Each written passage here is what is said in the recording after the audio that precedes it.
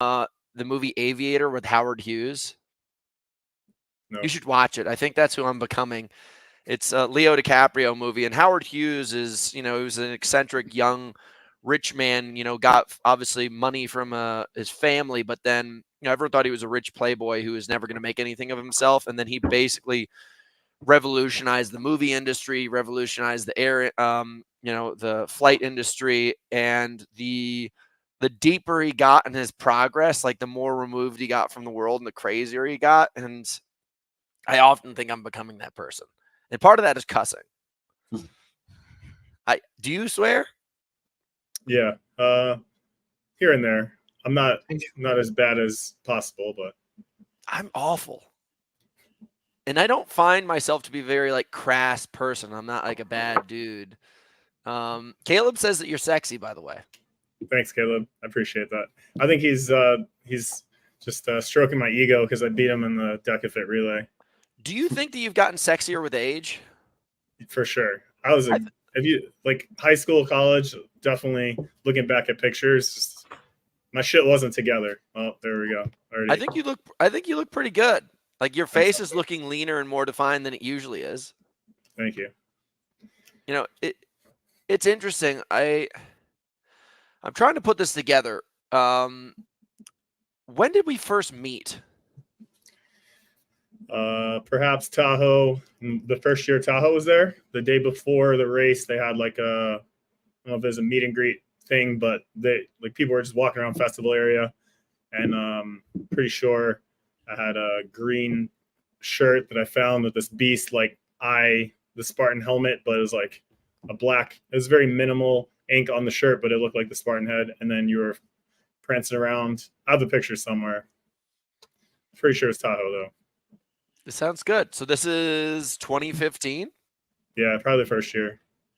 So this is in my notes. I'm like, how long have we known each other? And it's going on 10 years almost. Yeah. Which is crazy. And I want to anybody who's not, fully up to date on bubbles, we're going to have to go into the weeds and then we're going to come out of them and try to get that 10,000 foot view. But you just recently won Deka Strong World Championships in a fashion that I don't think anybody expected, anybody knew was coming. I was flabbergasted to the point where I'm not going to lie, I was not entirely invested at all in Deka Fit. And then when I found out that you won, my weekend changed. I had already set the world record for Stockholm, and I was like, that's lame. That was coming. But this is true sport. This is one of those kind of moments where, I don't know, when you see the Kansas City Chiefs just get wrecked. They had an undefeated record, and then you're just like, what the hell is going on here?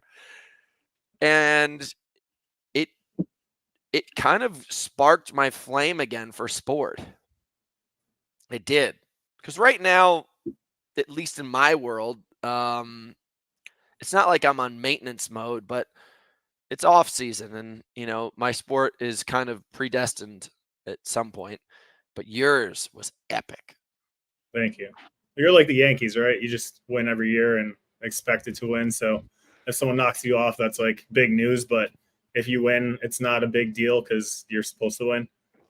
Where I haven't won anything big yet. So, and I mean, watching the video, I've probably watched it 1,000 times over. Just the bike, walking up to it, setting the seat, jumping off in first, and the roar of the crowd, it still gets me all butterflies inside and teary eyed. And I'm like, this is what Disney makes movies out of. Not that I think Disney's picking up my You're story. like Rudy. It's freaking awesome. You pulled off a Rudy. So yeah, you reset the bike seat in the time that the guys were all out going crazy on it. You were still resetting your height of the bike seat, hopped on, and then beat him on. It was nuts. So before we get back to that race, where did bubbles come from? Well, everyone asks. So way back when in 2011, I did Warrior Dash with some college friends. And as I recently posted, I was there for the beer, and then it seemed like a cool thing to do. So my buddies that I did it with were like, hey, you want to do this other thing? It's much harder because Warrior Dash is like 3 miles, and it's at Windham Mountain in New York. So mountain climbing for someone that played field sports their whole life was that You're 3 lacrosse, mile, right? yeah. And I wrestled also as a heavyweight, so a little bit of running, but nothing mountainous. So that kicked my ass. But my friends that I did that with wanted to do something harder, so then we signed up for Tough Mudder in November in New Jersey, and then we actually trained for it because that was a lot longer. 13 miles to us, not having running backgrounds was like it could have been a marathon or a 100-miler for our experience. So we trained up for it, and then we decided we wanted to. The 3 of us committed. We went to Party City on a Friday night and got some costumes, and it was November, so we bought some Santa costumes and wore those to Tough Mudder. They had a costume contest. We won the costume contest, which the prize was a season pass, but for the whole next year. So then the next year we went to the first Tough Mudder with more Party City pieced together costumes, won another season pass. And eventually, like, we went to so many of these Tough Mudders, and we just kept spending all this money on Friday nights at Party Cities. I mean, like, we need something that's going to last more than one race, because after you go through the mud, it doesn't really last. We talked about masks and things, but most of the masks and Halloween costumes you can't see out of and you can't breathe out of, which takes away from the opportunity to like run. Even though Tough Mudder wasn't a race at that point for us, we were still competing against ourselves to go through fast and have fun. And then in 2014, around Halloween time, I was in the Halloween store and found a mask, which is listed as a chinless clown mask.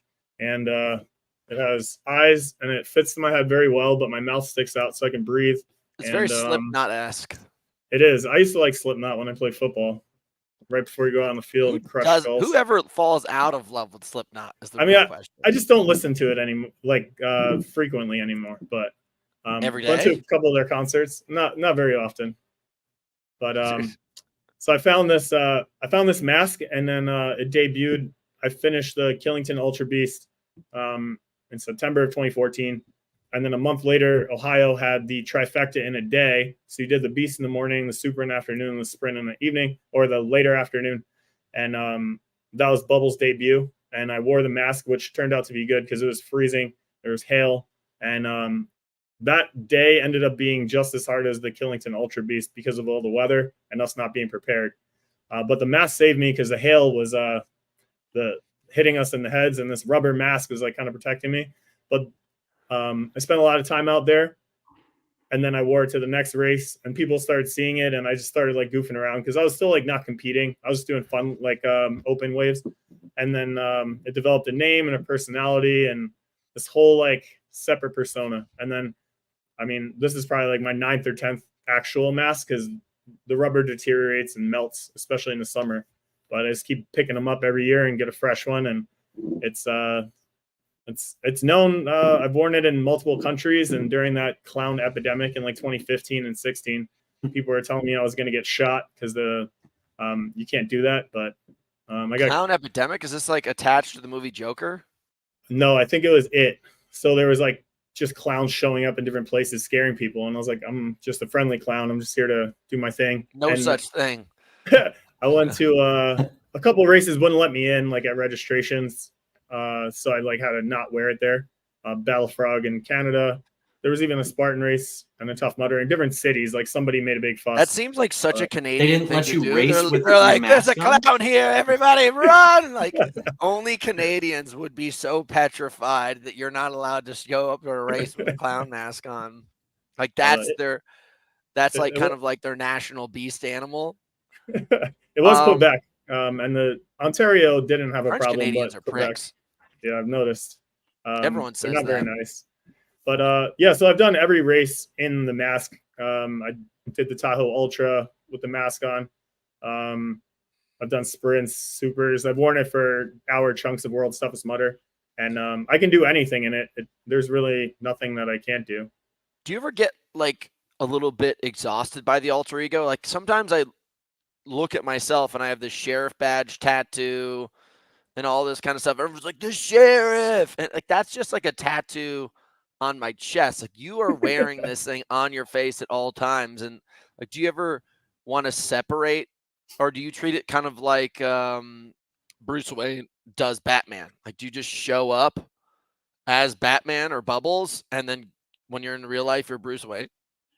I guess that's a good description, and probably yes, because I can take the mask off. So as I've gotten more competitive, I've worn it less and less, and I usually try to pack it because people want pictures with it or want me to scare their friends in like the festival area.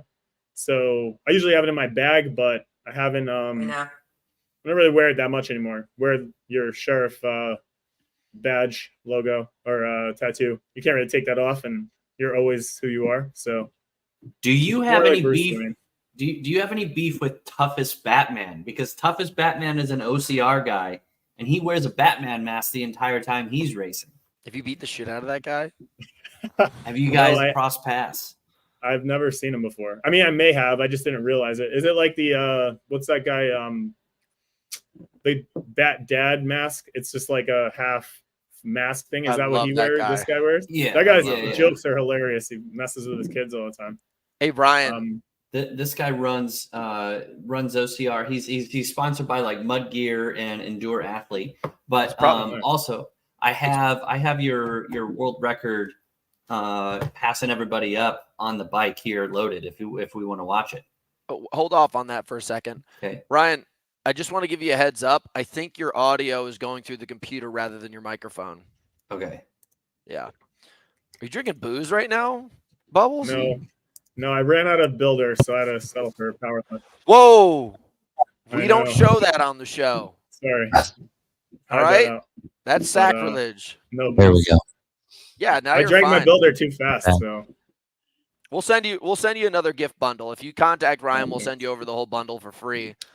Oh, I want to save the whole race thing for a certain period of time, if you guys don't mind, because I really want to, I think that's such a polarizing experience that it will drag us away from the real kind of story here. So your gym is called Underdog Athletics, and I don't know if it's specifically geared towards what I'm talking about right now, but is it because you consider yourself to be the underdog and you're training with that kind of mentality and spirit? I feel like I've always been had that underdog mentality where I had to work harder than other people that didn't have more people. Other people had more talent. So in football, I was not the best at any position. So I was the backup at everything. So I was like too small to be like an offensive lineman, but I was the sixth guy. So I got to fill in at every position, and I was not good enough or fast enough to be like a wide receiver. So I was like a backup tight end, and I was the backup punter and the backup everything. So I love football, and that I was useful because as a utility player, you can put me anywhere. I played lacrosse on Long Island, which is, as you know, like the hotbed of lacrosse. Hardcore. Baltimore is also good too. Hardcore. But so I went to college as a walk-on at a D3 school, and I didn't get recruited pretty much anywhere. So I walked on to a roster that had 60 tryouts and made the team, and was able to have that underdog mentality in tryouts and work hard and make it up to the starting lineup for my first game as a freshman, where as a senior in high school, I didn't even start. So all my successes have all tied back to just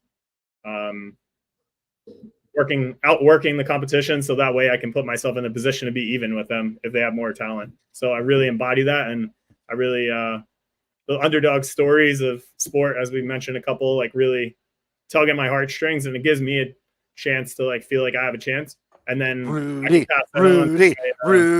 I can pass that on to my clients or whoever I'm working with, even if they're just general population clients and they don't consider themselves athletes.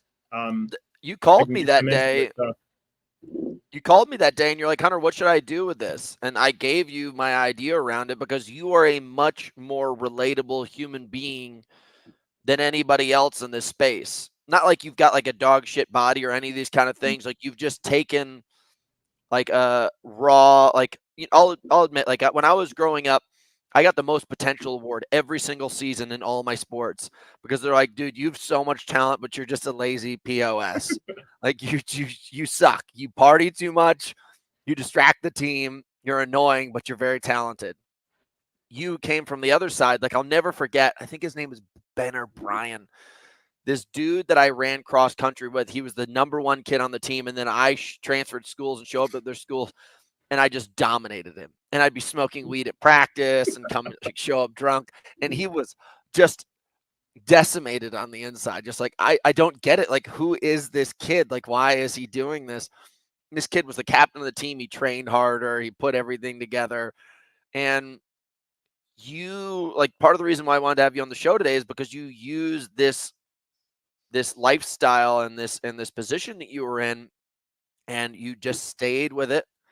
And then you won one of the more competitive hybrid events in the world right now. And that's crazy to me. Like, I was literally on my phone, like, shaking. And like, I think you probably at many times probably had to look at yourself and be like, is this still worth it? Like, did you have that conversation with yourself? Because as I was saying, like, you and I met in 2015, you've been doing this since 2011. Did that ever hit you where you were like, what am I doing? Yeah, I mean, over and over. I started just doing lots of, after I found Spartan and it was competitive, that kind of scratched that itch, because playing college sports, you leave. If you look at all the people that play college sports, at least with me, it's like 5 years later, they're all overweight and they're working these high stress jobs and they have money, but their fitness and their lifestyle is like crap. And then they start figuring out, hey, I need to exercise again and kind of like course correct. But finding like Tough Mudder was fun for a bit, but then I was like, I'm not competing. I played semi-pro football for a few years, and you're just playing with a bunch of alcoholics that don't give a shit about the rest of their life. At least that's how our team was. And a lot great guys, but like local rugby clubs. Yeah. Those are fun too. But then with Spartan race, I started racing that. So I was in open and then elite, because I was the next step up and finishing like bottom third and then working my way up the ranks. And, I tried to figure out how was I going to be as good as these smaller, faster guys, because this is a running event and I'm not a runner by like my fitness background. So trying to figure out, I related a lot to you because you're bigger than everyone else as well. And you were succeeding at a high level. So trying to copy what you did. And I'm like, oh, you had Richard Diaz on one of your podcasts or something a long time ago. I'm like, I need to work with that coach. So I seeked him out. I worked with him. I went to his clinics. I ended up working with him specifically. And he's like, you got to specialize. And I picked the thing most opposite my natural talents, which was ultras. And then he worked with me there. I was able to get 75 miles at World's Toughest Mudder after on my 4th try, once I started working with him. And then he's like, whenever you're ready to like give up this ultra shit, we can focus on what you're actually like built for, which is the short, fast stuff, which I missed the boat on the TMX. I think I would have done pretty well at that, but I was still trying to run the ultras. I did the Iceland World Championship in 2018 and finished 7th overall, 3rd place amongst the Americans. So that was like another like highlight. Still not a podium, but like pretty cool to be top 10 in a world championship. And then the next year I went back to stadiums. Just to give some people some context, like in the Elite 15, not Elite 15, in the Elite races at Tahoe, like what place would you come in? 150th. That's hard. Worked all year for that 150th place. I know. Too. Listen, dude, I was crippled because that was like my kryptonite.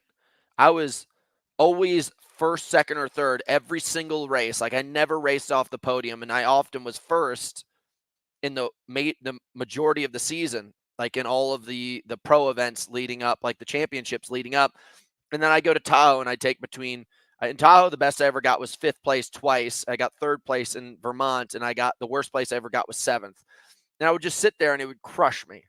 It would crush me. And so like I'm sitting here thinking, for you, you work all year and then you come 150th place. Like, what does that feel like? Well, it was fun, but I also I knew I wasn't competing for a podium, but that was my measuring stick, I guess, because all year, like you show up to a local race, it really depends on who shows up. And then you go to a world championship where everyone's showing up. Well, granted, Spartan in those days wasn't pulling the international field that it is now. There was internationals, but not like it is now. And also is in America. But that was like, okay, cool. Like, did I progress over last year? And that was, then I could look back and have like measurable data. Like I felt better. I placed more higher generally on any given weekend. And then look back year over year and like, okay, I placed a little bit better because the times, as you know, the courses are different, so you can't really compare times. I did CrossFit for a few years. The open was a lot of fun, but handstand push-ups would always be in there, and I'm like, all right, well, there's my kryptonite. I can't walk on my hands and I can't do a lot of handstand push-ups, but Dude, listen, everybody knows that real athletes walk on their feet, not their fucking hands. Okay. I'm going to start cussing again. This is BS. Not going to practice walking over staircases. So I guess I just try to find different things to measure progress year over year because like you said, I didn't have like, okay, I won this race or I almost won this race. It was miles at World's Toughest Mudder for many years.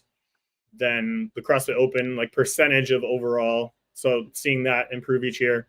And then like my finishing place at like Tahoe or OCR World Championships or stuff like that. So I just kind of kept doing everything and on end, waiting for something that really built for me really. And then once stadiums were always a blast, and I did that whole series. And I finished top 10 in the series for the year, but most of my finishes were like in the teens, like 10 to 15th usually. Yep. So any given race, people show up, and I just went to all of them.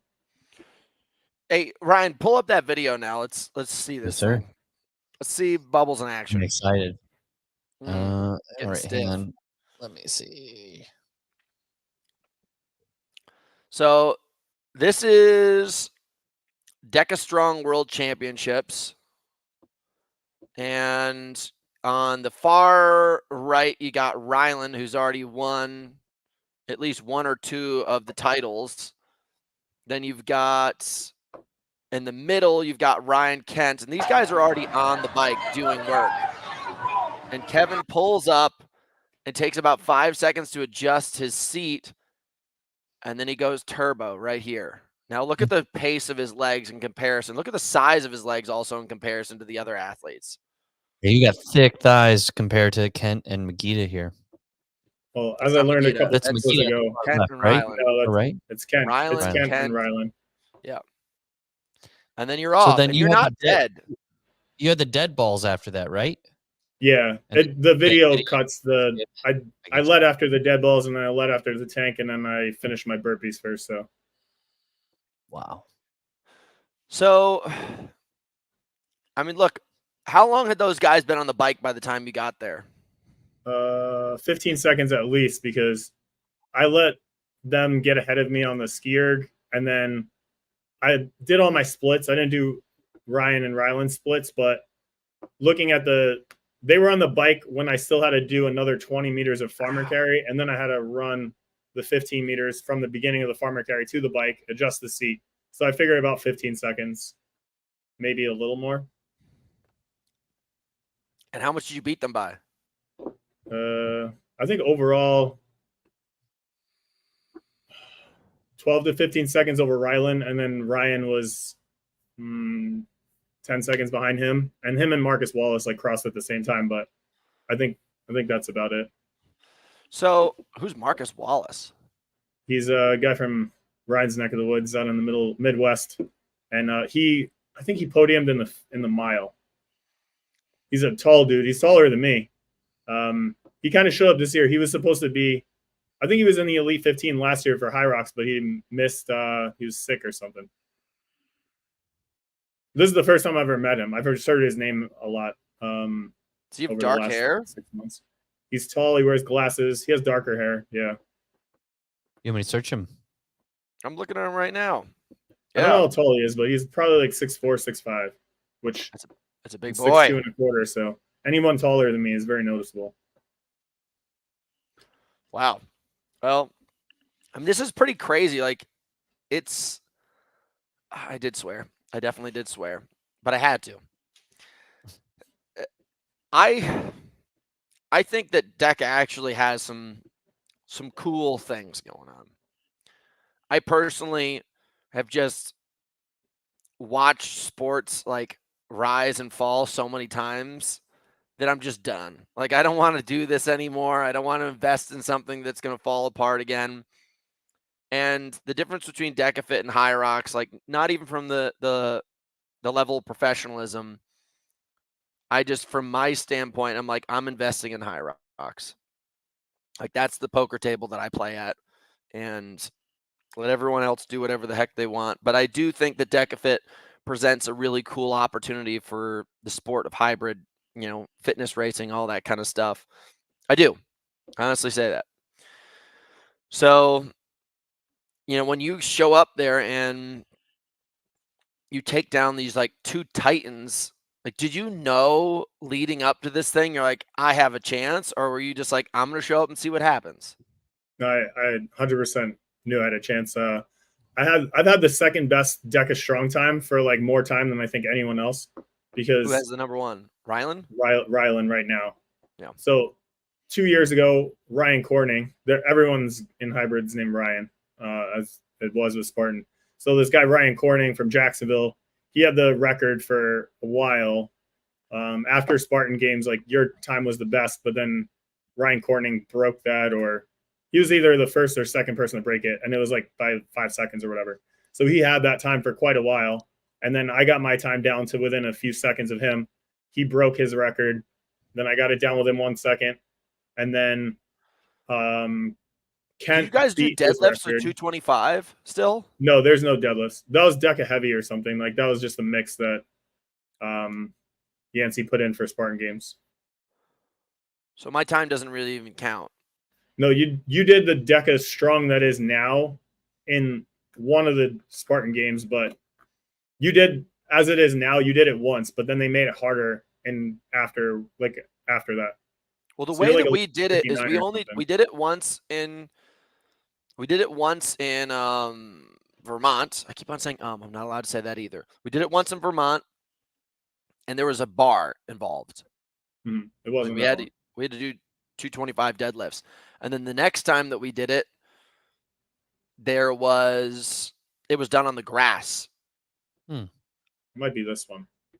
I don't know. The tank has wheels, so the grass doesn't make a difference as much as like a regular sled. No, it was a regular sled. We didn't have tanks. Oh, Was there a know. third time we did it? I'll go back. I can't remember now, but I'm Sorry, I pretty was sure. distracted from you. Yeah, so when you guys did this and you put an 11:59 up, that's when Ryan Atkins' seat was not proper for his bike, and so he was pissed because you beat him, but his seat, he like tested his height on one seat, and then the race bike was put together differently. I don't know what season that was. I don't remember when it was, but that's what I remember. What's the record down to now? 10:33. So you guys took a minute and a half off our times? Specialized training. Yeah. Wow, that's good. So last year I had this. Kent broke the record at Worlds. He got 11:10, and I was pissed because I had a bad showing at World Championships last year. My feet, I couldn't get them into the rower because the straps were tied too tight. And then I tried to make up the time right away and blew myself up, and then finished in 6th. But a month later, we hosted a Deka Strong at Underdog Fitness, and I hit an 11:11. So 1 second off of Kent's time, which he beat everybody by like 20 seconds at World Championships in 22. So then I had the second best time there, Kent, in last year. So I caught up almost 1 second within his record. And then this year, a couple of people broke that record. Rylan, 10:33. I have a 10:48 PR now, which I did a week before Worlds. And I ran 11:04 at Worlds, but it was over like 80 to 100 meters. So this was much more spread out for viewing and the setup. So my transition time, which is one thing that I measure, when I ran 11:11, my transition time was 19 seconds. My transition time at World Championships was 43 seconds. So would have been closer to Rylan's record. How do you feel about Kent's performance at Worlds? He says he was sick. Do you believe in that BS? I don't like to shit talk anybody. Tell us about it. This is a safe space. Safe space. No one's listening. It's just us. I'm not recording, and I'm not going to post this all over the internet. No, he was sick. I don't know. The extent seems pretty. They talked about it. Him and Rich talked about it for weeks. So I'm sure they had something going. But I think everybody at Worlds, not everybody, a lot of people came in sick, and I was really fortunate that I did everything I needed to leading into not coming sick. And like you say, you race whoever's there that day. Like Magita didn't come in on Sunday for the strong either. And I really wanted to face him because I haven't beaten him before. And I figured that was my best shot. But I don't know. Everyone, I'm not making fun of Kent. All my athletes, we got a house together and they're all like, hey, I only did this because of XYZ. And I'm like, everyone has excuses. You got to perform at the time. No one's going to remember if someone else showed up or got hurt or whatever. Like when Caleb was in the Elite 15 or whatever before it was called that. And he hit his knee or something on the tank and then dropped out World Championships in Chicago. But let's bust his chops because we have good rapport. Because Caleb's a pussy. Yeah, I don't. Even if I was dying, I wouldn't tell you guys I would compete. And if you beat me, I especially wouldn't tell you guys that I was dying. I think that's my company policy. There's such a culture, at least in OCR, with if someone doesn't perform, then okay, let's check the sob story on social media tomorrow as to why they didn't win or whatever. But it's not just one person. That's just like conduct. I think it's the most unsportsmanlike conduct you can do. Like, I'd rather have somebody cuss me out to my face than let me beat them and then be like, oh, yeah, I totally would have done it if I didn't have cancer and a strained back. And I'm like, well, technically, I had the flu, so that's why you beat me. But if I didn't have the flu and I didn't have a sprained ankle, that's just diminishing other people's results. Like, the worst time I've ever run in a High Rocks was 2021 High Rocks National Championships in America. I shit my pants multiple times the days leading up to it, but nobody knew.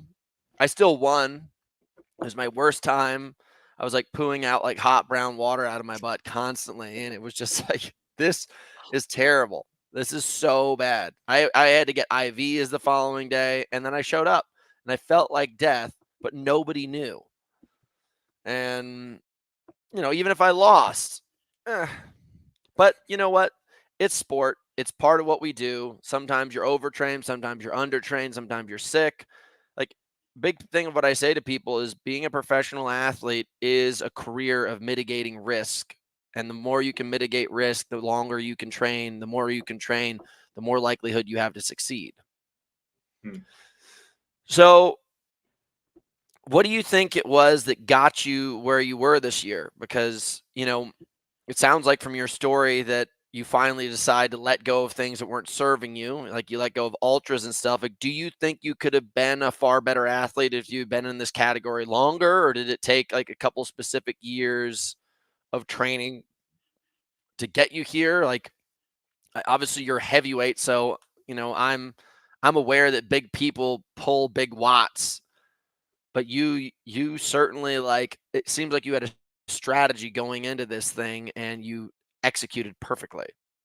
Are you a big fan of like doing 2-hour workouts and just going hours on end on the gym? Well, I mean, all those years of ultra running, I was so used to those long, super long workouts. But yeah, I think over the last couple of years, like since COVID, I've tried to figure, not necessarily redefine myself. Like, I still love running Spartan races and having fun and racing, but now I have more athletes that I work with. You're not here to have fun. Well, that's what I was finally able to, like, okay, I can go run a competitive race without getting mentally beat down that I didn't win or podium. And stepping from elite to age group was a big step because ego wise, like, oh, well, I've been in elite my whole life, so I can't run age group. But I'm also not training for any of that. So if I go to a local Spartan race and like run an age group and compete and take a podium, even if it's not first, like, okay, that would have killed me years ago because I didn't get 15th place in elite. And now I'm winning age group against the JV squad, or there's all the different mental games you play with yourself. But for the last few years, focus on Deka. I've done high roxes. I like high roxes, but the last couple of years I've been dealing with some foot injuries, so I can't run as much as I want to for high rocks, which is 5 miles. So what can I do instead? Lots of machine work and really just dialing in these movements. And with any other sport, like I played ball sports my whole life. And yeah, the first time you pick up a lacrosse stick, you're getting hit in the face with the ball because you don't know how to put your stick. But after you play a few years, you can catch and throw both hands against the wall, behind the back, and it's effortless and it becomes automatic. So dialing in the movements, like not that it's exciting to train the same 10 movements over and over and over, but finding different creative ways to keep improving without making it monotonous. And also, to Ryan asked about what super long workouts. My race was 11 minutes and 4 seconds, so I don't need a 2-hour workout anymore. I can get that base conditioning in less than an hour, do more mobility, and I don't have to put in the super long training blocks because I'm not going for a 5-6 hour ultra run.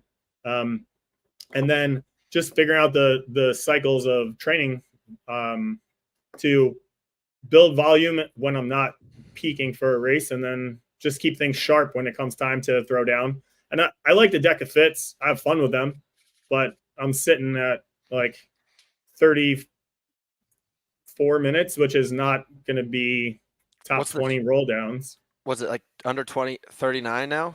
30, I mean? Yeah, like the top guys are under 30. So yeah, I'll keep getting faster at that, but that's not my goal. It's just fun to do. And also I'm building my brand, and I have a lot of athletes that are much better runners, so they're competing in fit. So I'm going there to support them and then pick up somebody and run a team's race and win that, because my skill set plays very well to finding a fast runner and doing all the legwork. And sorry. This burp. No. I was going to say something. I'll pose this to you. Like, you're a shot putter and you're trying to do decathlon. It took me a long time to let go of my ego because there's so many things going on out there. I've got ADD and I've got an ego. I'm like, I have to win Spartan Race World Championships. And I should have just let go. I could have been the dude who won everything during the season that was under 90 minutes. But then I always showed up and I just would be crushed for months afterwards. I'm like, how did I not beat these small little house cats in this race? And it destroyed me. And now it's like, there's so many things going on. There's the Go Ruck games. There's Deka Fit. There's CrossFit. There's Paddle Bunker. Everything. And like, even last year, I went and did the government games in Dubai, which might as well be like Willy Wonka's chocolate factory. It's a weird thing that makes no sense. And like, there's no straightforward way to win that thing. Like, I don't even know how we did so badly because we did so well. And I was really upset with myself. And then I used that anger to go forward and set the world record again in high rocks. And I was like, what am I doing? Like, why don't I let go of all of these things that don't serve me, put me in a mental state that really bother me? Why don't I just stick to what I'm good at? And if you ever just like looked at yourself in the mirror and said, hey man, like, how old are you now, Bubbles? 37. Like, you're 37 years old. You probably have about 2 to 3 years of opportunity left. And do you think to yourself, like, I'm all in, going to be the world champion of this for the next couple of years? Or do you say to yourself, you know, this is a journey. I've done this from the start and I'm going to finish it this way? I guess I haven't really thought that much, but to your point of like getting frustrated with not performing at everything, because as a competitor, I always want to win, even if it's board games with my wife. I'm like, just got me on this one. Mm-hmm. But I love all this stuff and the people, and I think that keeps me coming back because I was like, I don't drink anymore, so my social needs are met by going to races. I don't have any local friends, like you say, like, oh, come out and train with me, and then someone shows up once and never comes back. Like, I train in a cave because anyone local isn't training at the level I am, or at least we're not on the same page. And then all my friends yeah. What part? I live in Cheshire and the gym's in Wallingford. So it's central. I know exactly where that is. Yes. We're doing dry January if you want to join us. I mean, it's not very hard for you to do it. I got a new streak going. We're working with a non-alcoholic beer company called Go Brew, and we're going to be sober. Has set it all up. Thank you, Go Brewing. It's not very challenging for you. It'd just basically be you doing the same exact thing. So maybe you should drink all January while we don't drink. That would be challenging. Are you sober now? Is that do you use the word sober, or you just don't drink because you're busy doing other stuff? Well, couple of things. Like I drank a lot in college, got plenty of experience. Owning out is a big party school, so I was leading the charge there and lacrosse team and everything.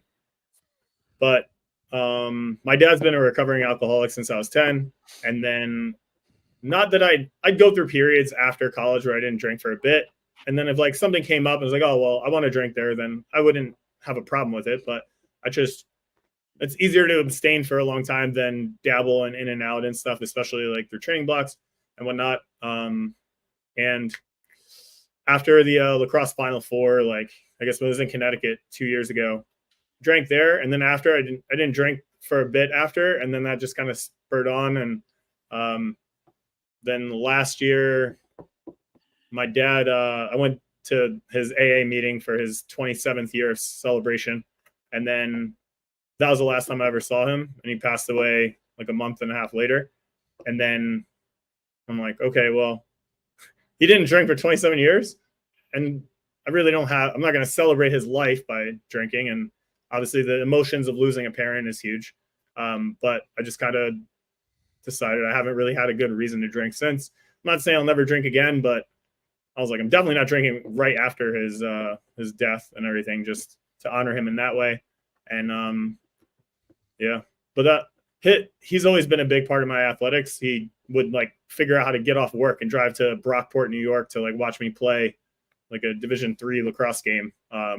Went in the middle of on like a Wednesday afternoon when he should have been working somewhere. So my success in sport has always made him proud. And I don't know if you watch the YouTube live of the Deka Strong Elite while they're doing introductions, I'm like in the back and they call me up and I'm like just teary-eyed like crazy because I'm like getting myself mentally engaged, and I usually like different from usual. And I was just thinking, and I'm like, my dad's gonna be proud today, and I just got all emotional and start crying. I'm like, oh well, this is the time I can't see. This probably I'll have to settle these nerves and get out there. But I guess that plays a lot more into the role of not drinking right now than anything else. That was a lot more thought out than I thought you'd say. I thought you were just going to be like, God, I just don't like drinking beer. I don't really have a reason not to other than just going hard. I tried the sober thing for 5 months and 29 days. Oh. Didn't pan out. In reality, at this point, like you're on this high. Like, do you have an agenda that comes next? Like, do you have like a plan? Or are you just going to sit back? You're talking more athletically or business-wise or life? Athletically. I mean, I want to maintain defend my crown or whatever and continue getting better at strong, because the whole field is going to level up next year. I'm sure it's going to take sub 11 to even qualify for Worlds. So I definitely want to keep my Deka Strong title and represent it, but also continue to like get better at the running type of events. So continue to improve my mile and fit, not putting as much stock into that for World Championships, but just for my own self to progress. But also I love the teams, and I ran 5 team races at Deka Worlds. I won 4 of them. And how many so you won all those world titles? Yeah, 5. I'm catching up. Jeez, you're almost with me. I'm glad they put them all in one weekend. I'm glad they put them on one weekend. So I'm not gonna lie, I don't even know what Deka Strong is. Can you explain all the stations for people like myself and listeners who may not really understand what it is? And is there or is there not running? Okay. Deka Strong, no running. Okay. Deka Mile, each exercise station is preceded by a 1/10 of a mile run. And Deka Fit, each exercise station is preceded by a 500-meter run. So the fit equals a 5K in total. The mile equals a mile in total. Strong, no running. So what are the strong events? Strong events.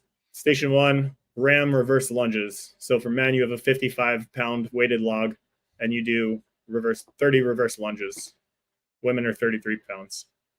Station 2 is box jump or step overs. At the beginning, people used to jump over it, and then we realized that's a lot of energy expenditure, so now everyone steps over it. It's 24 inches for everybody. Doesn't matter age or gender. The rower is actually number 2. think I would have this memorized. 500-meter rows, station 2. Station 3 is the box step over. Station 4 is a med ball weighted sit up. Station 5 is the ski erg, 500 meters. Station 6 is a farmer carry, 100 meters, but 10 down and backs for strong. Station 7 is a bike, 25 cals. Station 8 is dead balls, 60 pounds over the shoulder for men, 20 times, and for women is 40. Station 9 is the tank. It's 100-meter push-pull, so push down 10 meters, pull back 10 meters. And then station 10 is 20 ram burpees. So it's the weighted log, lighter weights than the lunges, and 20 reps of that. Wow. Interesting. Yes. How do you feel? Because I thought there was a debate on best type of sled. So is it better with the wheels or like the Rogue, like High Rocks has, where it's just a flush, like almost a ski base? I mean, it's very different. So the High Rocks one, it's the friction on the ground. Obviously, everyone that follows High Rocks knows the rug makes a huge difference, and then just the weight. Everyone can push 1,000 pounds on a AstroTurf at their local gym, but they get to High Rocks and they can't budge a 400-pound sled on this magic carpet. So that one, fatigue-wise, it's harder because it's heavy. But if you get momentum, you can keep it moving. It jacks your heart rate up either way. Then the tank or the Z-Bex, which is the new tank that they use for the World Championships, it's on wheels. Anyone can push it. The harder you push, the more magnetic resistance that's created. The way that you get faster is you build up your muscle endurance, so that way you can push it at a higher resistance, variable resistance, or you push it or pull it fast enough where the tires slide on the surface, which is why the Deka Fits, the tanks are always faster there because you're on polished concrete, or the gym events, it's usually on a rubber floor or asphalt or turf.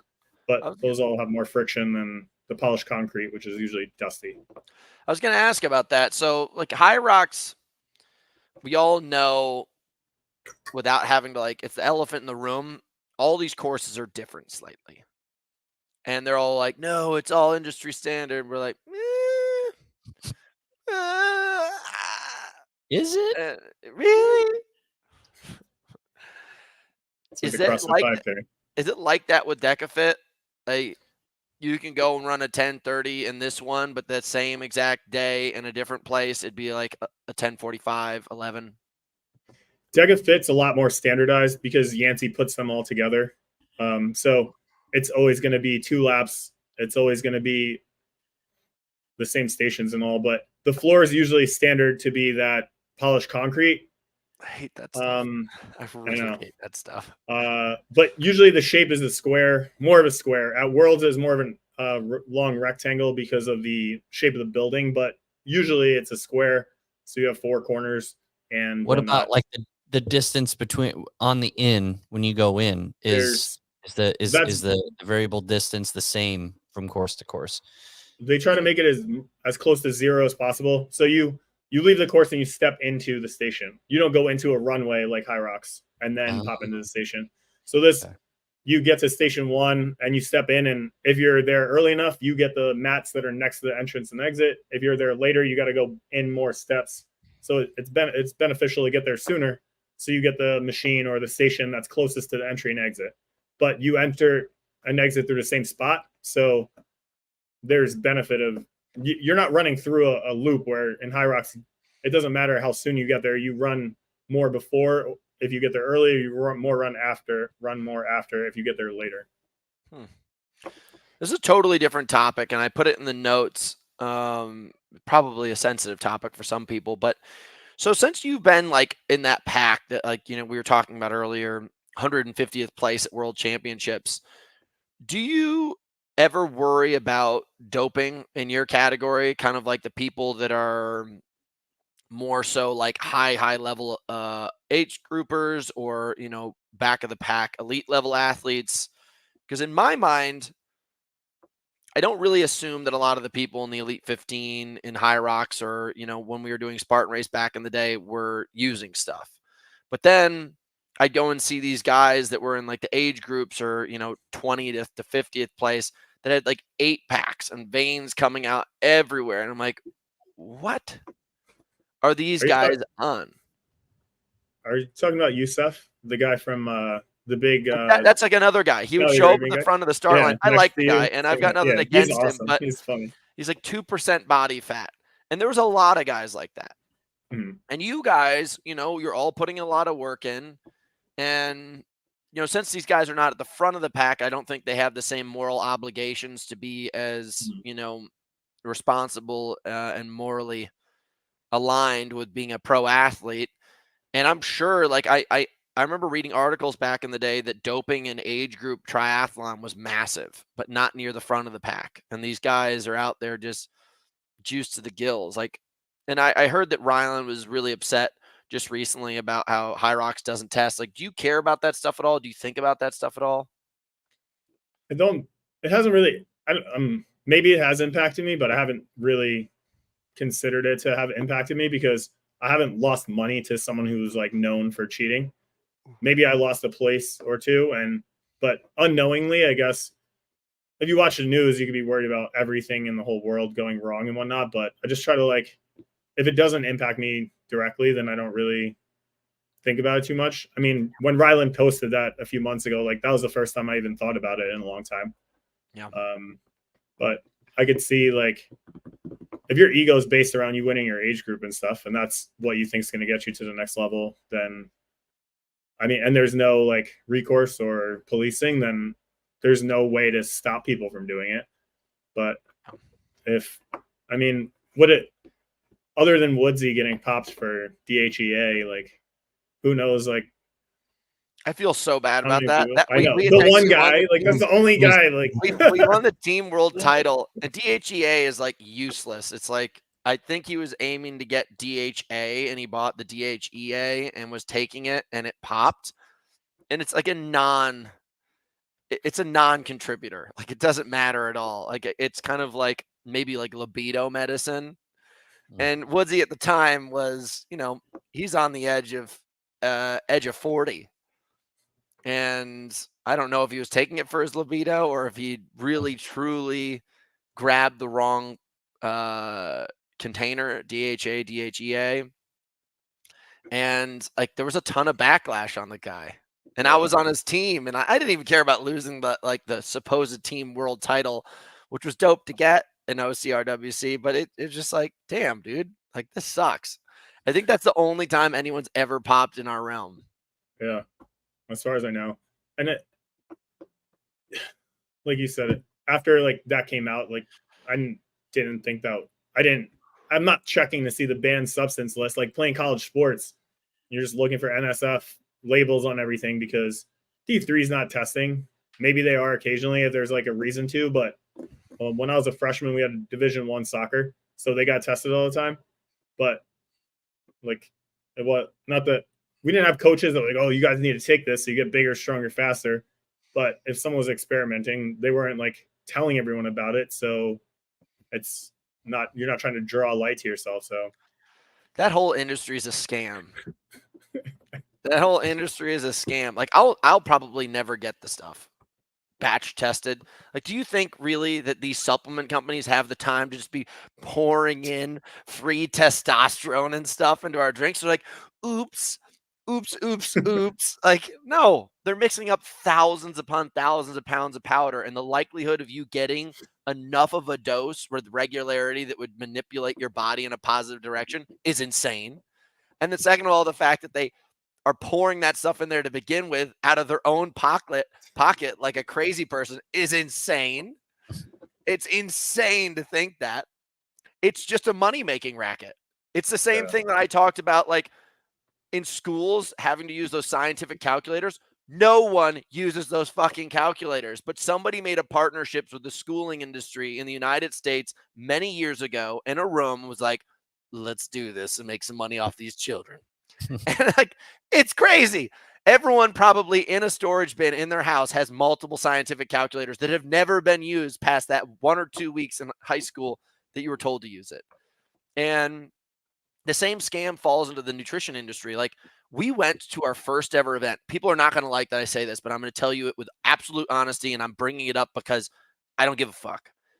We went to our first ever event where we put a booth, and there were so many Jewish people that came up. They're like, we would really love to take this if it was kosher certified. And I'm like, Is there a racket going on right now where you guys get a kickback from the kosher certification board for being the person that tips us over the edge? Because listen, I go check through our list of order sales. I almost never see Jewish names coming through. There's no like Goldstein buying our supplements. It's just not happening. There's so few Jewish people in the entire world that it's not a metric that we're concerned about. And the fact that many people from an event came up and were like, we would like this. I'm like, this But it's not kosher certified. is You're a saying that, huh? scam. I'm like, they are all working together with a kickback thing.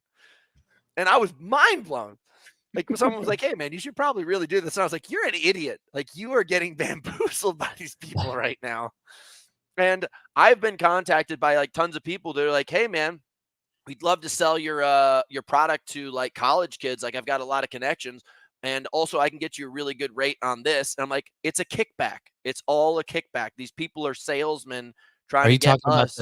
Are you talking about the certification that you would go through to like be able to have the college kids use it, but they have to be, whatever that testing is, that's like 10K to just get the certification that, yeah, it's good. Meanwhile, all these college lacrosse players are like doing lines of blow and I know. testosterone. The tests are going to pop everything else. Everything the else. PEDs are not the issue. Oh, Hunter's creatine powder gave me this damn citrulline. This citrulline's giving me chest hair to my eyeballs. Like, like, no, you guys, like the whole industry is such a scam. And the craziest part about it is it has to be single batch tested for every single batch that you buy. So it's like, it's a freaking, it's cost is crazy bullshit. I'm not doing it. I'm never going to do it. Come get me, bro. I'm up here in the mountains. I'll freaking toss you around. So you don't want to invest your own money of putting PEDs into your stuff and not tell anybody about it? Yeah, it would probably drive sales. I'm just in a pair of ash chaps over a cauldron of powder, just mixing it up, pouring in all my testosterone and it'd be a great way to lose even more money. Let's put test in it and not charge anything for it. It's such a scam. I've learned so much about business in the past couple of years that like I'm not saying I'm a genius by any means, but it takes you a while to stub your toe enough times. You'd be like, wait a second, something's going on here.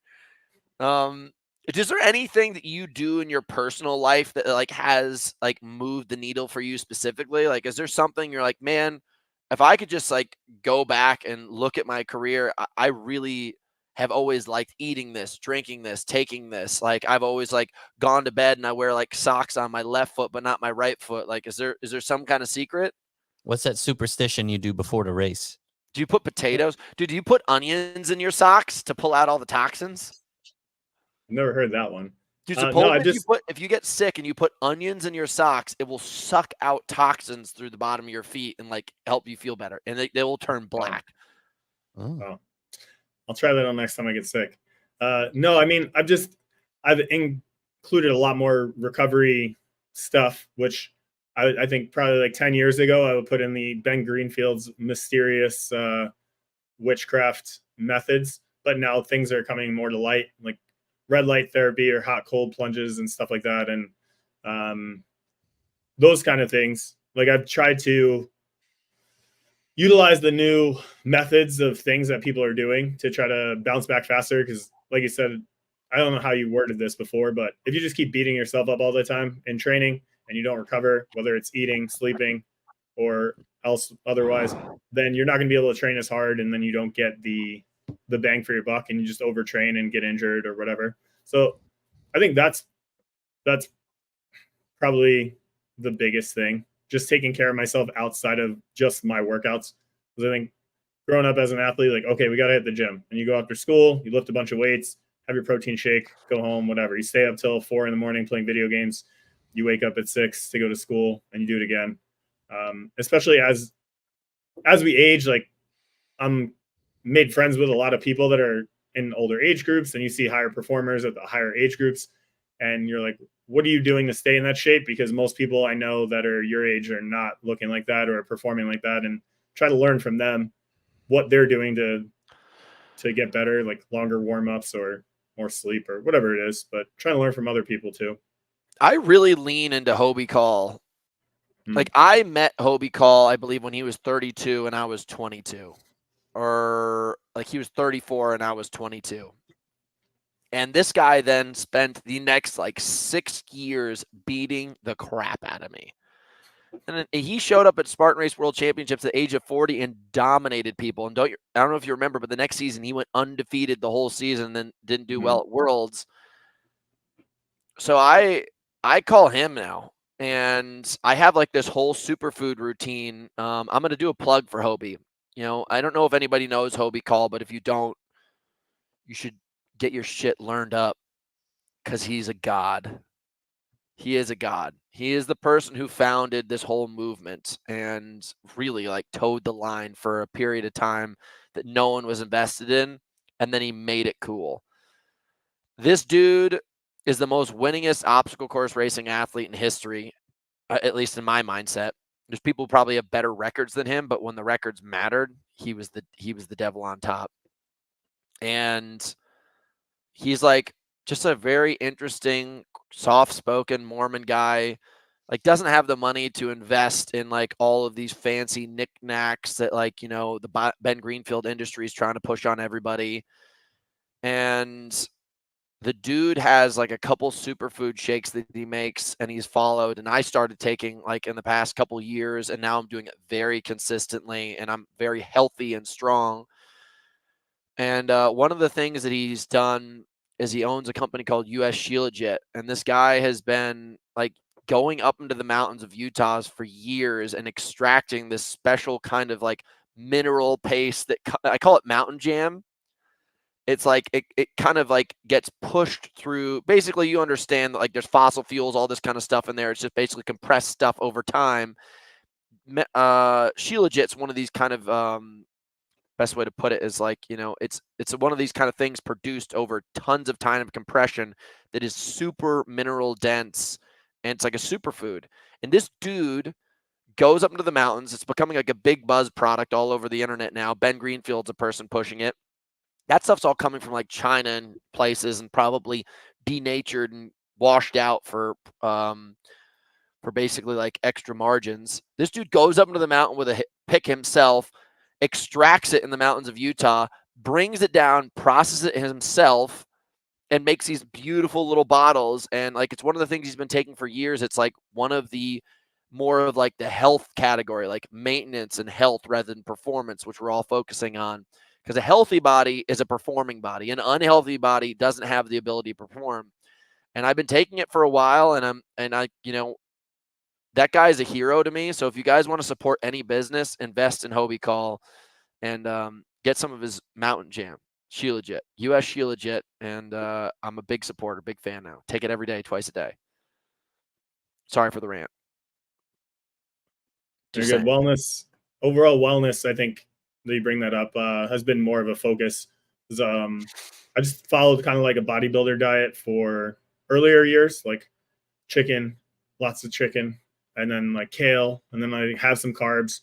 And like I had a good physique, but my engine wasn't improving as well as I wanted to. And then I had to get more carbs. So I got a nutrition coach and then realized I need to eat like 800 grams of carbs when I was training for ultras. And I was like, that is a lot of, that's 3,200 calories a day just from carbs, and then get my protein on top. And that completely changed my mindset around food. And then recently for World Championships, like I know a lot of stuff, but when your mind is full of everything, you kind of need to offload. I guess that's a new word for iPhones. Offload like some bandwidth. So I hired Corinna Coffin to do my nutrition for the last few months leading into Worlds, and she reminded me of a lot of things I used to know that I stopped doing. Not way back when was the bodybuilder diet, but she's the RD athlete, like that's her thing. So fine tuning my carb needs and performance diet, but also keeping wellness covered as well. So that way you're not just living off of chicken and rice. And then now coming out of performance season into the off season, having a balanced meal plan that's not as strict, but still keeps you performing well, but not having to be micromanaging your macros and all that stuff. So, dude, you reminded me of something. Have you ever heard about the kale conspiracy? Is it maybe, but not by that name. Like it was supposed to be the most healthy thing on your plate. Now it's like this is poison. Well, yeah. So that's it. It's pretty crazy to track. And kale, like up until 2013, was a nothing vegetable. Like, it was a nothing vegetable. Actually, the biggest purchaser in the United States was a fast food chain that would put kale around its like bar, like little salad bar, as a dressing to make it look nice. And all of a sudden, like, a PR agency got involved with kale and just spiked the value of it. And like all these celebrities started like talking about kale. And then all of a sudden it comes back and it's like everyone's like, no, this is just basically like, it's like, it might as well just be like lemongrass. It's not that great for you. It actually has like a lot of these like kind of phytotoxins in it that make it very hard to digest. And it's amazing. It's so amazing, the marketing funnels that are surrounded by the world, like essential amino acids. Do you remember like about a year ago when essential amino acids was like off the charts? And they're like, it's essential. Like, if you're not taking it, you're essentially fucking yourself over completely. Like, you are ruining your life. And do you remember a couple of years ago with CBD? Everyone's like, if you're not taking CBD, you're going to die in the most miserable way possible because CBD is the only thing that can help you. And God, this stuff drives me absolutely nuts. And I sit here and I'm like, are we all crazy? We got to start to be a little bit more aware of what the hell we're eating and doing. If you look at the cycles, there's a bunch of Netflix things that look at more of the history of marketing and nutrition. And like one decade was the low fat. And then they're like, oh no, now we're in keto. We got to go high fat. And then like, it speaks to what you just said, but it's all marketing. And how are we going to change everything? And what are we at? We're supposed to know the most we've ever known. And our obesity rate is the highest it's ever been. So clearly we're doing the right thing by getting people fat. Well, it's good that you got a nutritionist. I think like one of the things I've recognized is, like, we say this often, if you're going to invest money in signing up for the race, flying to the race, getting the hotel, buying the $200 super shoes, buying the Garmin watch, training all the time, having the gym membership, like, why do you not invest a little bit of money in getting yourself like a coach or nutritionist, like the thing that's like actually going to take this cobweb of a life that you have and align it so that when you show up, you can actually do well. And people are like so disillusioned. They're like, oh, dude, I took an Orange Theory class and I did a Deka Fit. I know what I'm doing. All right. Like, I did one High Rocks. I am now a hybrid coach myself, actually. Like, I'm a banker most of my life, but during my free time, I'm an elite hybrid coach. You're like, what the hell is going on? I think just most people don't know how to, and even yourself, like, you've been an athlete for many years.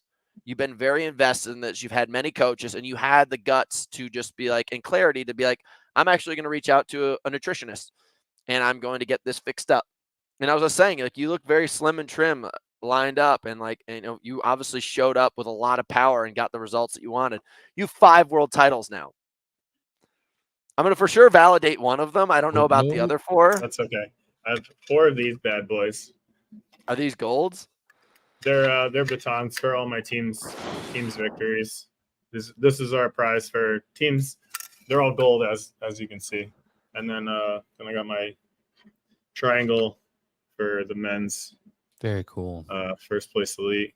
And then I got a huge ram. I don't know. It's here somewhere in the gym, but it's not at the desk. So I think the only thing that I can applaud Deka Fit for is the fact that they do a really good job with their post marketing with that triangle and those gold things. I've won High Rocks so many times, and they give me like a bus token and like a beer coaster. I'm like, what the fuck is this? I was like, you guys should be smart that, like, literally people should want to put this stuff up in their gym. It's a great marketing pull. Like, there's a ton of things around it. We should want to be able to celebrate this.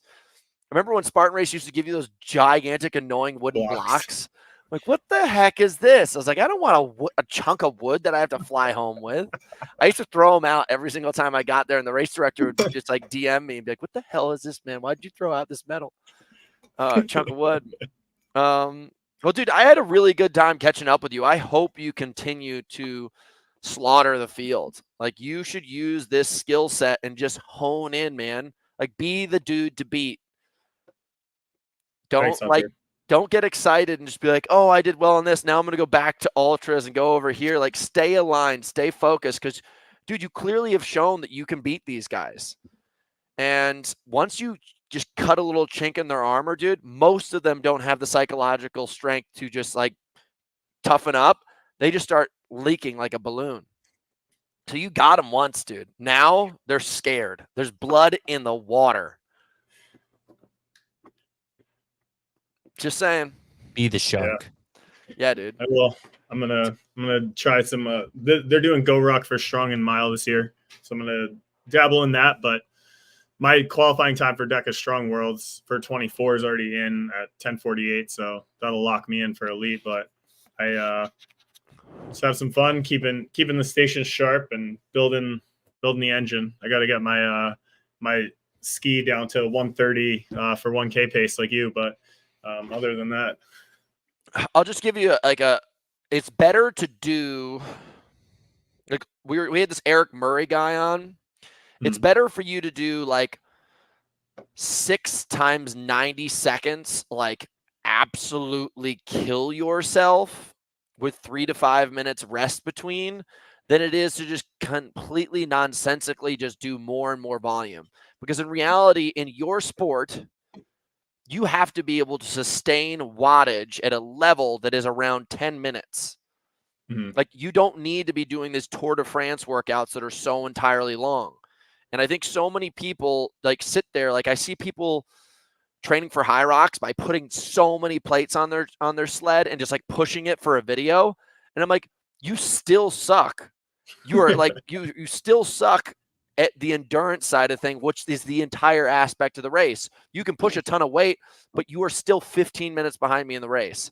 Like, I don't ever do sled pushes. And if I do sled pushes, I do very specific endurance bouts.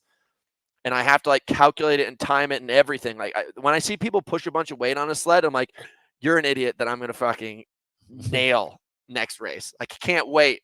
Like, keep on putting on plates, champ.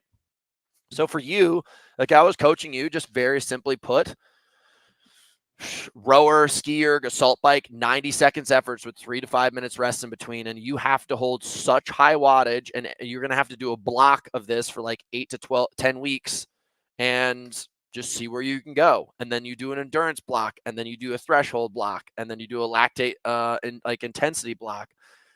And you should be able to come in with wattage. Like, you have more power than these guys. You just need to have more stay power. Fuck them up, dude. Yeah. I got that on the bike. By the end of the show. I just gotta, yeah. Thank you for that, Hunter. You'll crush it, boys. All right, everybody. If you love what we're doing, first of all, support Hobie Call. Check out Bubbles. If you guys want to get some training, check out House Training. Bubbles has got some training too there. Another thing we got going on is if you want the best supplements in the entire world, non-BS, non-kosher certified, non-NFS certified, because we're not idiots, check out our supplements. They're not BS biohacking ingredients. They're the ones that move the needle and help out your life. So if you're training in this kind of lifestyle and you want to perform in these kind of races, these are exactly the products you want to take. Guys, I have to piss like crazy, so I'm out. Later, Later. Later, bro. Have a good morning. Guys.